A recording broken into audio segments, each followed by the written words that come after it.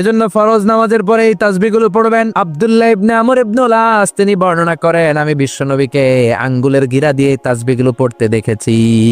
রাআইতুন নাবিয়্যা সাল্লাল্লাহু আলাইহি ওয়াসাল্লাম ইয়াকিদু তাসবিহা বিয়ামিনি, আমি বিশ্বনবীর ডান হাতের আঙ্গুলের গিরায় এই তাসবিহগুলোকে পড়তে দেখেছি। পড়তে রাজি আছেন? ডান হাত তোলেন, এই আঙ্গুলের করের মধ্যে এইভাবে রাখেন, এইভাবে রেখে নামাজের পরেই সুবহানাল্লাহ আলহামদুলিল্লাহ পড়তে রাজি আছেন? সুবহানাল্লাহ 33 বার, আলহামদুলিল্লাহ 33 বার, আল্লাহু আকবার 33 বার পড়তে রাজি আছেন সবাই? আল্লাহ তুমি কবুল করো। ফরজ সালাতের পরে আমরা মুনাজাত দেওয়ার জন্য পাগল হয়ে যাই। আসসালামু আলাইকুম ওয়া রাহমাতুল্লাহ, আসসালামু আলাইকুম ওয়া রাহমাতুল্লাহ, আমিন ইয়া আরহামার রাহিমিন। আসনা নাই, সামদুল্লাহ মনে নাই, কিন্তু বিশ্বনবী সালাম ফেরানোর পরে সর্বপ্রথম যে আওয়াজটা করতেন সেটা হচ্ছে আল্লাহু আকবার। এরপর 3 বার পড়তেন আস্তাগফিরুল্লাহ আস্তাগফিরুল্লাহ আস্তাগফিরুল্লাহ। এরপর আয়াতুল কুরসি একবার। কয়বার? মান ক্বারা আয়াতুল কুরসি দুবুরা কুল্লি সালাতিন মাকতুবা লাম ইয়ামনাহু মিন দুখুলিল জান্নাতি ইল্লাল মাউত। প্রত্যেক ফরজ সালাতের পরে যে একবার আয়াতুল কুরসি পড়ে তার জান্নাতে ঢোকার ক্ষেত্রে আর কোনো বাধা থাকে না, একটা জিনিস ছাড়া, সেটা হচ্ছে মরণ। লোকটা মরে না তাই জান্নাতে যায় না, মরলেই জান্নাতি। আল্লাহু আকবার।